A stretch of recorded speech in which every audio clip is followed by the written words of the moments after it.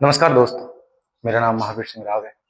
आज मैं आपको पॉलिटी का चैप्टर फर्स्ट राष्ट्र निर्माण की चुनौतियां उसके बारे में समझाऊंगा और ऐसे ही आगे सीरीज बाय सीरीज क्लासेस चलती रहेगी। ठीक है, इससे हम अपने 12th का सिलेबस कंप्लीट कर पाएंगे बोर्ड से पहले। और आप देखना आपको क्या समझ में आया, क्या समझ में नहीं आया, आप उस कमेंट बॉक्स में बताना। चलिए शुरू करते हैं। तो सबसे पहले हम बात करते हैं राष्ट्र निर्माण की चुनौतियां। राष्ट्र निर्माण की चुनौतियों का मतलब वो होता है कि जब हमारा देश आजाद हुआ था 1947 को, तो हमारे अब अंग्रेज तो हमको छोड़ के चले गए थे, अंग्रेज तो हमें बीच मझधार में छोड़ के चले गए थे, तो राष्ट्र का निर्माण तो करना पड़ता। इसीलिए हमें राष्ट्र का निर्माण करने में बहुत सारी चुनौतियों का सामना करना पड़ा। ठीक, अब कैसे चुनौतियों का सामना करना पड़ा, तो देखो एक एक पॉइंट ध्यान से समझना। सबसे पहले देखो 1947 में देश आजाद हुआ और देश का विभाजन भी हुआ। हमारा देश सिर्फ आजाद नहीं हुआ अंग्रेजों से, हमारा देश का एक विभाजन भी हुआ। किससे? पाकिस्तान से। पाकिस्तान का विभाजन करने में सबसे बड़ा हाथ किसका था? मोहम्मद जिन्ना का। ध्यान रखना, किसका था? ये मोहम्मद जिन्ना कौन था? तो ये मुस्लिम लीग का अध्यक्ष था। मुस्लिम लीग, मुस्लिम लीग क्या है? तो 1906 में सबसे पहले, पहली बात तो मेरी बात सुनो आप, सबसे बड़ी पार्टी कौन थी हमारी इंडियन की? Indian national Congress. कौन सी? Indian national Congress.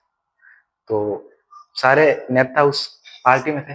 लेकिन जब 1906 में मोहम्मद जिन्ना ने अपनी अलग पार्टी बनाने का निश्चय किया, प्रत्यक्ष चुनाव क्षेत्र उसको हम बोलते हैं कि भाई हमारे जो मुसलमान भाई है वो हमको चुनाव हमको जीता है, तो उन्होंने मुस्लिम लीग की स्थापना की।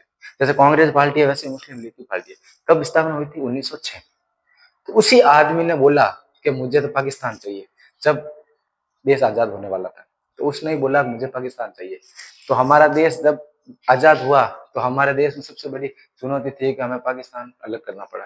खैर, अगर पाकिस्तान अलग नहीं होता तो हम आज भी अखंड भारत में आते। वैसे अखंड भारत में बहुत सारे देश और भी आते हैं, जैसे भूटान है, म्यांमार है, अफगानिस्तान है, वो सब अखंड भारत में ही आते हैं। लेकिन पाकिस्तान का अलग होना एक तरह से नुकसान भी है और एक तरह से फायदा भी है। फायदा क्यों है वो मैं आपको बाद में बताऊंगा। बट सुनो, 1947 में देश आजाद हुआ और भारत का विभाजन हुआ। भारत लगभग 200 वर्षों तक अंग्रेजी हुकूमत से 14-15 अगस्त की मध्य रात्रि को आजाद हुआ और आजादी विभाजन के साथ मिली। इसका मतलब क्या है? इसका मतलब ये है कि भारत लगभग 200 वर्षों तक अंग्रेजों का गुलाम था। अंग्रेजों से पहले मुगल थे, मुगल ने भारत पर बहुत अत्याचार किया। उसके बाद में ब्रिटिश अपना ईस्ट इंडिया कंपनी आई थी और ब्रिटिश हुकूमत हमारे भारत में लग गई थी। इसका मतलब अंग्रेज हमारे भारत पर राज कर रहे थे। ठीक है, तो 200 वर्षों तक अंग्रेजों ने हमारे ऊपर राज किया। कितने वर्षों तक? 200 वर्षों तक। उसके बाद में क्या हुआ? उसके बाद में 14-15 अगस्त को, वो पूरी मैं कहानी आपको एक दिन बताऊंगा, पूरे पर्टिकुलर वीडियो में बताऊंगा कि हमारा देश आजाद कब, क्या कैसे हुआ, क्या प्रक्रिया थी, वो सब मैं बताऊंगा। लेकिन अब इस चैप्टर का नाम है राष्ट्र निर्माण की चुनौतियां, तो हम एडिशनली कुछ चीजें इसमें इंक्लूड करके इस चैप्टर को बड़ा लेंथी करने से कोई मतलब नहीं है, क्योंकि 12th में जो सिलेबस है वही पढ़ेंगे, है ना। अलग से अगर आपको चाहिए तो आप कमेंट में बताना, मैं उस पर ऊपर भी वीडियो ला दूंगा हमारा देश आजाद होने क्या क्या। और वैसे हम आगे चैप्टर पढ़ेंगे तो नए नए चीजें आती रहेगी और आपको पता चल जाएगा कि हमारा देश आजाद होने में कितनी चुनौतियों का सामना किया, कितने युद्ध लड़े गए, अंग्रेजों के खिलाफ क्या क्या रणनीतियां रही, वो सब पता तो चल जाएगा। बट अभी इस चैप्टर में क्या क्या वो देखा।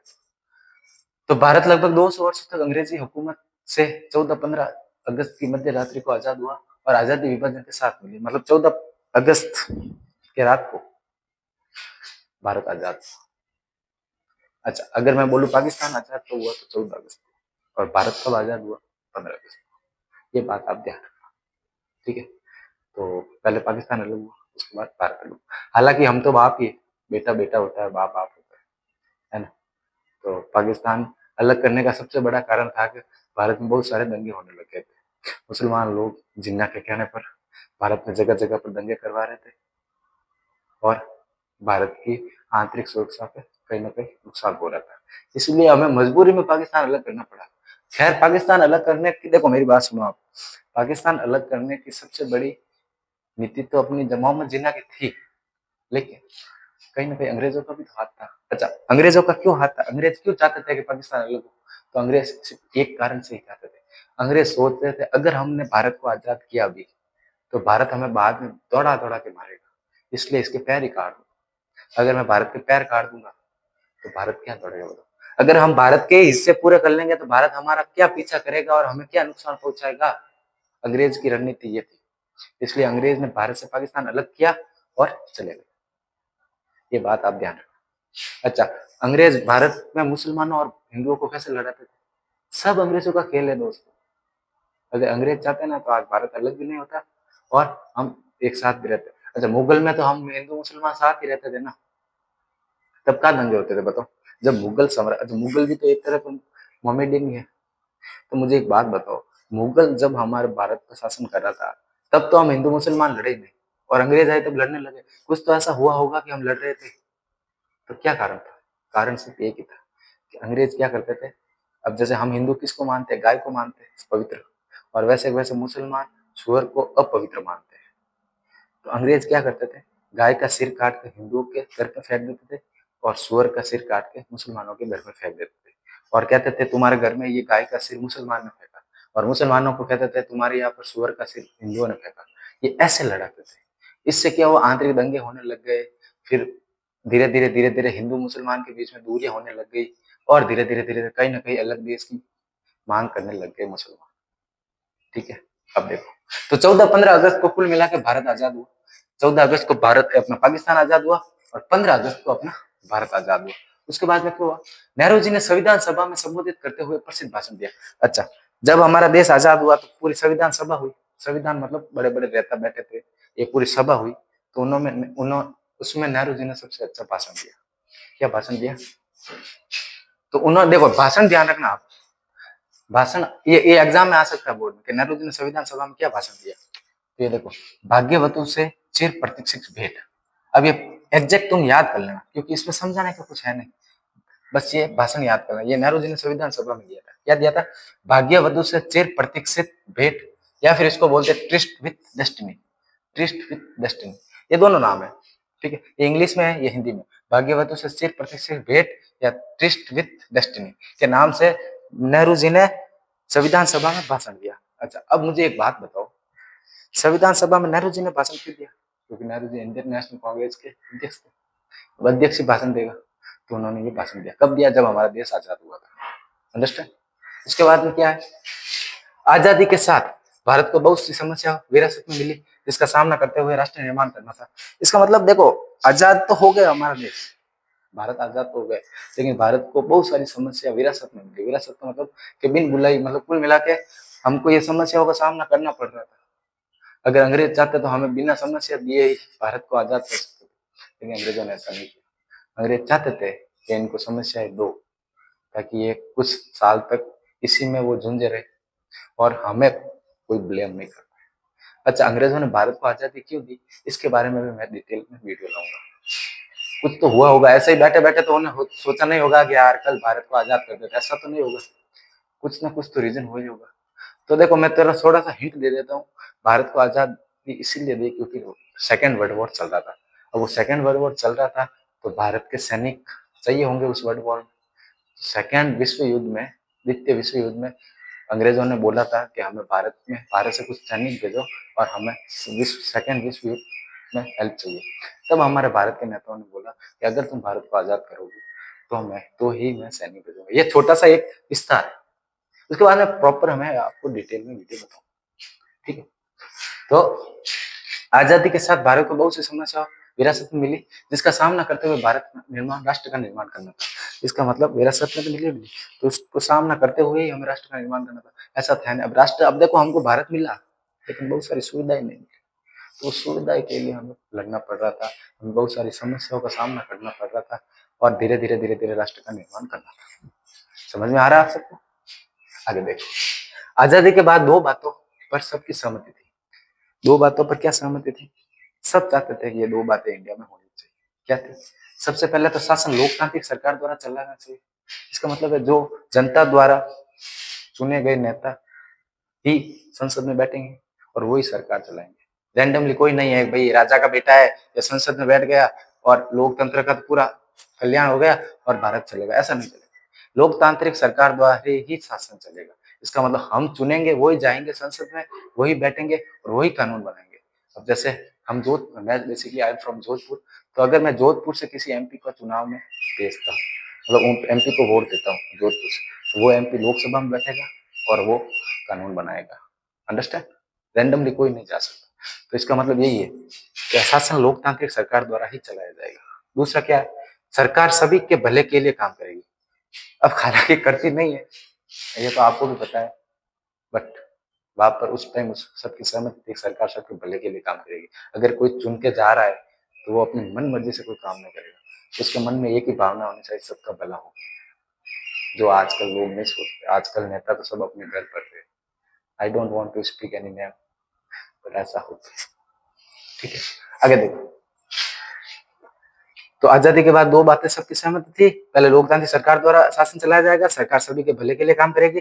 आजाद भारत का जन्म कठिन परिस्थितियों हुआ। अब लोग क्या कठिन परिस्थितियां थी, तो पहली थी आजादी मिली लेकिन देश के विभाजन के साथ।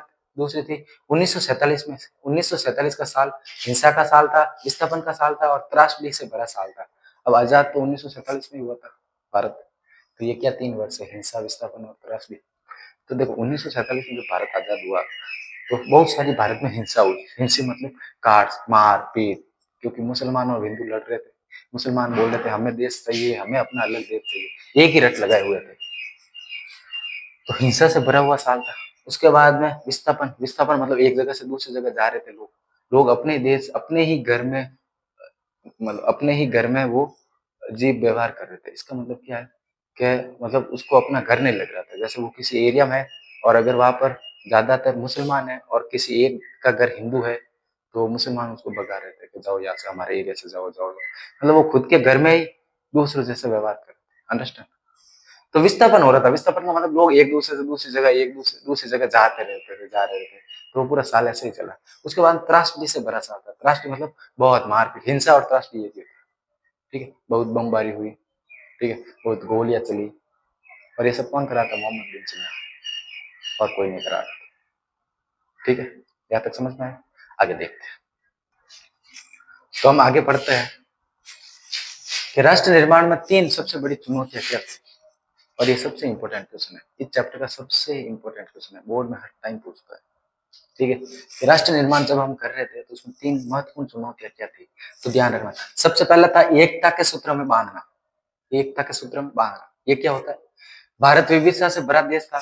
हर क्षेत्र में अपनी विशेषता रही है, चाहे धर्म के रूप में, संस्कृति के रूप में, भाषा के रूप में, चाहे जाति के रूप में। सबके आधार पर अलग अलग विशेषता रही है हर क्षेत्र की। अंग्रेजों के जाने के बाद इस विविधता से भरे क्षेत्र को एकजुट रखना और अखंड भारत बनाए रखना पहली सबसे बड़ी चुनौती। इसका मतलब क्या है? तो इसका मतलब ये है कि एकता के सूत्र में बांधना मतलब भारत के कई क्षेत्र ऐसे हैं जो अपनी अलग पहचान रखते हैं। जैसे अगर हम जाए साउथ में, तो वहां पर तमिलनाडु, केरल, आंध्र प्रदेश, अब अपने राजस्थान इधर देख ले, ठीक है, पंजाब, हरियाणा, गुजरात, सब अपनी अलग अलग पहचान रखते हैं। राजस्थान का कल्चर सबसे सबसे प्रसिद्ध है भारत में, है ना? तो भारत के हर क्षेत्र अपनी अलग अलग विशेषता, अलग अलग पहचान रखते हैं। चाहे वो धर्म के आधार पर हो, चाहे वो संस्कृति के आधार पर हो, चाहे वो भाषा के आधार पर हो या जाति के आधार पर हो, सब क्षेत्र अपनी अलग अलग विशेषताएं रखते हैं। तो भारत की सबसे बड़ी चुनौती यही है कि सबको एकजुट लेके रखे। तो अंग्रेजों के जाने के बाद इस विविधता से भरे क्षेत्र को एकजुट रखना और अखंड भारत को बनाए रखना पहले सबसे बड़ी चुनौती है। अखंड भारत मतलब कि भाई कोई राज्य टूटना नहीं चाहिए। अंग्रेज चले जाए उसके बाद में कोई राज्य नहीं टूटना चाहिए। अगर चलो एक बात बताओ, अगर अंग्रेज भारत छोड़ के जाए और उसके बाद में अगर राजस्थान टूट जाता, तो राजस्थान ऐसा मांग करता कि हमें तो अलग देश चाहिए, तो कहीं ना कहीं नुकसान तो भारत को ही था। तो सबसे बड़ी चुनौती यही थी, क्या थी? क्या? एकता के सूत्र में बांध, सबको एक करके रखो, ऐसे अलग अलग मत करो। पाकिस्तान अलग हो या छोड़ो उसको, बट अब जो भी हमारे पास बचा है उसको तो सबको एक करके रखो। तो ये जो देखो, मैं तुमको इतने डिफिकल्ट वर्ड इसलिए लिखा रहा हूँ क्योंकि बोर्ड में तुम्हें ये लिखना है, तुम्हारे सिलेबस में ये दिया हुआ है ना? अब मैं चाहता तो तुम्हें इजी वर्ड में भी लिखा सकता, तो कहीं ना कहीं बोर्ड में नंबर काटते हैं इजी वर्ड, तो थोड़ा सा ध्यान रखना, ठीक है? तो एकता के सूत्र में बांध। तो सबसे बड़ी चुनौती क्या थी? एकता के सूत्र में बांध, ठीक है। उसके बाद में है लोकतंत्र कायम रखना। अब ये सबसे इंपॉर्टेंट है, लोकतंत्र कायम रखना सबसे जरूरी था। जब हमारा देश आजाद हुआ तो लोकतंत्र कायम रखना सबसे जरूरी है। इसका मतलब क्या है कि आजादी से पहले यह तय किया गया था कि भारत एक संसदीय शासन पर आधारित प्रतिनिधित्व मूलक लोकतंत्र स्थापित करेगा। इतने बड़े देश में इसे कायम रखना दूसरी सबसे बड़ी चुनौती थी। पहले चुनौती तो क्या थी, सबको एक रख के चुके, सबको एक रखे। दूसरी चुनौती ये थी कि जब हमारा देश आजाद नहीं हुआ तभी सभी नेताओं सभी लोगों ने यह तय कर लिया था कि भारत एक लोकतांत्रिक देश बनेगा। लोकतांत्रिक देश मतलब कि जनता नेता को चुनेगी, किसी भी नेता को जनता चुनेगी, जनता जाएगा संसद में और वहां पर प्रतिनिधित्व करेगा उस एरिया की जनता का। ये इसको बोलते हैं लोकतंत्र। लोकतंत्र का मतलब क्या है, किसी विशेष क्षेत्र में चुने गए किसी भी नेता को, जनता द्वारा चुने गए किसी भी क्षेत्र के नेता को प्रतिनिधित्व ही क्या कहलाता है, लोकतंत्र। ठीक है, ये लिखाऊंगा मैं डेफिनेशन सब लोकतंत्र की वो सब। लेकिन अब देखो, तो आजादी से पहले यह तय किया गया था कि भारत एक संसदीय शासन का मतलब कि भाई संसद में शासन होगा, मतलब संसदीय जो सांसद होंगे वो शासन करेगा। और सांसद को कौन बनाता है, एमपी एमएलए को कौन बनाता है, जनता ही बनाता है। संसदीय मतलब सांसद। ठीक है, तो संसदीय शासन पर आधारित प्रतिनिधित्व मूलक लोकतंत्र स्थापित। प्रतिनिधित्व मतलब वो ही आदमी प्रतिनिधित्व कर सकता है जिसे जनता ने चुन के भेजा है। हर कोई आदमी थोड़ी कर सकता है कि चलो आज संसद में चलते हैं, भारत का प्रतिनिधित्व करते हैं, या आपने जोधपुर का प्रतिनिधित्व करते हैं, राजस्थान का, ऐसा थोड़ी होता। जो जनता ने चुना वही आदमी संसद में बैठेगा, वही उस क्षेत्र का प्रतिनिधित्व करेगा। प्रतिनिधित्व का मतलब होता है जनता द्वारा चुना गया नेता अपने क्षेत्र को संसद में जाकर रिप्रेजेंट करे कि मैं इस क्षेत्र से आता हूँ और मेरे क्षेत्र में ये समस्या है, मेरे क्षेत्र में ये सुविधा करवाई है। मतलब कुल मिलाकर उस क्षेत्र का प्रतिनिधित्व कर रहा है, उसको रिप्रेजेंट कर रहा है, अपने क्षेत्र को रिप्रेजेंट करना, उसी को बोलते हैं प्रतिनिधित्व। ठीक है, लोकतंत्र स्थापित किया जाएगा। इतने बड़े देश में इसे कायम करना दूसरी सबसे बड़ी चुनौती थी। दूसरी सबसे बड़ी चुनौती थी इतने बड़े देश में कायम करना। ठीक है, पहले तो क्या था, सबको एकजुट कर रखे, सबको एकजुट रखे। और दूसरी थी कि लोकतंत्र स्थापित किया जाए। ऐसे ही देश थोड़ी चलता, बिना लोकतंत्र के कोई देश चलता है क्या, बहुत मुश्किल है। ठीक है, तो ये तीन चुनौती याद रखना। और तीसरी चुनौती क्या, पूरे समाज का भला हो। ये तीसरी सबसे बड़ी चुनौती है कि पूरे समाज का भला हो। तीसरी सबसे बड़ी चुनौती थी कि अब समुच्चय, समुच्चय का मतलब पूरे, ऑल। तो तीसरी सबसे बड़ी चुनौती थी कि समूचे समाज का विकास हो और सबको इसका लाभ मिले, मतलब पूरे समाज का विकास हो। ऐसा नहीं कि भाई कोई जैसे अल्पसंख्यक हो या जो निचले वर्ग का हो, एसटी एससी, मतलब किसी का नाम नहीं लेना चाहते जाति का, मतलब ऐसा नहीं है जो वंचित क्षेत्र में आते हैं या फिर जो अल्पसंख्यक हो उसको फायदा ना मिले, उसको नुकसान हो, ऐसा नहीं चाहते। सबका भला हो, पूरे समाज का भला हो। तो तीसरी सबसे बड़ी चुनौती थी कि समूचे समाज का विकास हो। विकास मतलब सब डेवलप करें और सबको इसका लाभ मिले। भारत को आजादी के बाद वंचितों, अल्पसंख्यकों, सबको एक साथ लेकर सभी के समानता का व्यवहार करना था। भारत का ये सबसे बड़ी चुनौती थी कि जितने भी भारत के लोग हैं, भले वो कोई भी समाज को, सबको एक साथ लेकर चलेंगे, सबको समानता के व्यवहार से देखेंगे। हालांकि लोग देखते नहीं, आज भी हो, आज भी अगर कोई नीची जाति का घर में आ जाए तो उसको बाहर बैठाते है ना। लेकिन ये भारत की आजादी के टाइम में फैसला था कि सबको एक साथ लेकर चलेंगे। तो भारत को आजादी के बाद वंचितों, अल्पसंख्यकों, वंचित मतलब जो कहीं ना कहीं वंचित हो गए, ज्यादा आगे नहीं आ पाए। कुछ ऐसे जातियां होती है या ऐसे कुछ कम्युनिटी होते हैं, कुछ ऐसे क्षेत्र में लोग होते हैं जो ज्यादा आगे नहीं आ पाए, बहुत कहीं ना कहीं वंचित हो गए, तो उसको साथ लेकर चलना। दूसरा अल्पसंख्यकों, अल्पसंख्यक मतलब जिसकी संख्या भारत में कम है। कुछ ऐसे जाति या कुछ ऐसे धर्म है जो बहुत कम लोग रहते हैं, अब ईसाई कम ही रहते हैं, हिंदुओं से तो बहुत कम रहते हैं ईसाई। तो अल्पसंख्यकों सबको एक साथ लेकर समानता का व्यवहार, सबके साथ समानता का व्यवहार करना पड़ेगा। किसी के, इसलिए तो लॉ बना है, हमारे देश में कानून क्यों बना है कि भाई अगर किसी के साथ गलत हो तो सरकार उसको बचा सके, भले वो कोई भी धर्म का हो, भले वो कोई भी समाज का हो, भले वो कोई भी जाति का हो। ठीक है, हमारे भारत में गरीबी, बेरोजगारी जैसी बड़ी समस्याओं को खत्म करना और आर्थिक विकास भी हासिल करना, ये भी हमारी चुनौती थी। इसका मतलब क्या है कि हमारे देश में कोई गरीब नहीं होना चाहिए, हमारे देश में कोई बेरोजगार मतलब जो पैसा नहीं कमा रहे, घर पे बैठे, ऐसा कोई नहीं होना चाहिए। ठीक है, अनएम्प्लॉयमेंट जैसी समस्याओं को खत्म करना और आर्थिक विकास भी हासिल करना। आर्थिक मतलब भारत कहीं ना कहीं दूसरे देशों के मुकाबले आगे बढ़े। जैसे जितने दूसरे देश पैसे कमा रहे वैसे भारत भी पैसे कमाए और अपना आर्थिक विकास, आर्थिक मतलब फाइनेंशियल विकास मतलब डेवलप, फाइनेंशियल डेवलपमेंट होना चाहिए। ये हमारे तीन चुनौतियां थी। तो ये एग्जैक्टली तुम्हें बोर्ड में ऐसे लिखना। सबसे पहले लिखा एकता के सूत्र में बांधना, उसके बाद में लोकतंत्र कायम करना और तीसरा है पूरे समाज का भला करना। Understand what I am saying? ठीक है, तो अगली क्लास में कल लूंगा। ये वीडियो आप देखिए, आपको ये वीडियो कैसा लगा, इस वीडियो में क्या क्या कमियां थी, आपको क्या चीज समझ में नहीं आई, मुझे डिटेल से बताइए कमेंट में। हालांकि इसकी पीडीएफ भी मेरे पास है, तो आप कमेंट में पीडीएफ लिख के भेजना, मैं आपको भेज दूंगा पर्सनली।